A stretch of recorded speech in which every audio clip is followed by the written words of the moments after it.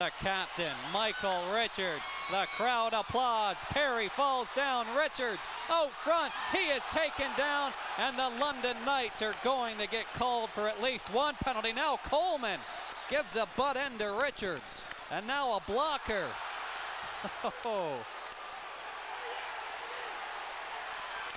And the tempers are flaring. Valabik drops the gloves with Brandon Prust. We'll take a look at the replay in a second.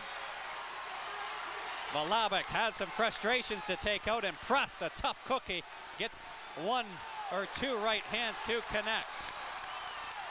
And now the players will go down. Well, things are heating up out here big time, Roger. I tell you what, you see Valabik going after Prust, and they're both them toning up toe-to-toe. But here's a replay of Michael Richards going to the net, taking the slash. The penalty was going to be called already on the slash penalty situation. Going to the net here. Michael Richards taking everything as best he can.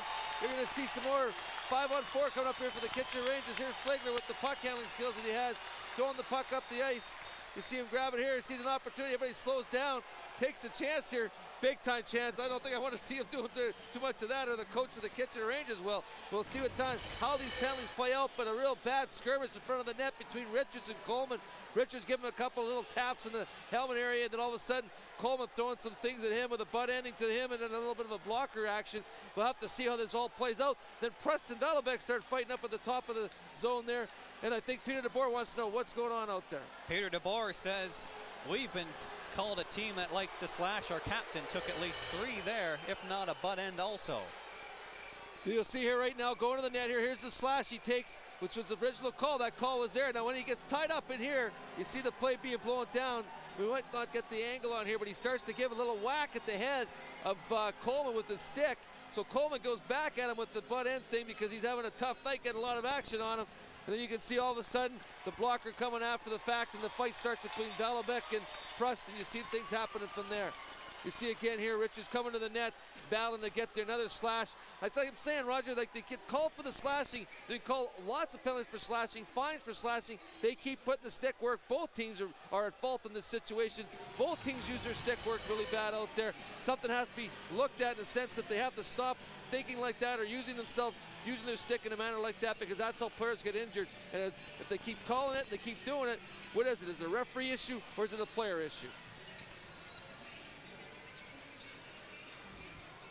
Here's a look at the Western Conference standings from the regular season. The London Knights, a definite favorite, 37-point lead on the Kitchener Rangers, but Kitchener giving them all they can handle on this evening anyways, leading 2-1 with 14:05 to go in this third period.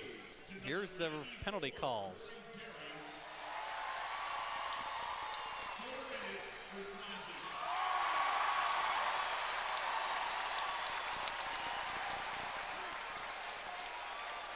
Number 37, Gerald Coleman, 2 minutes for slashing. Ranger penalty to number 18, Michael Richards, 2 minutes for slashing.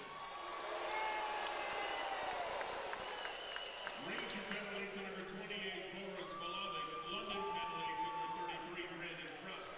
5 minutes each for fighting.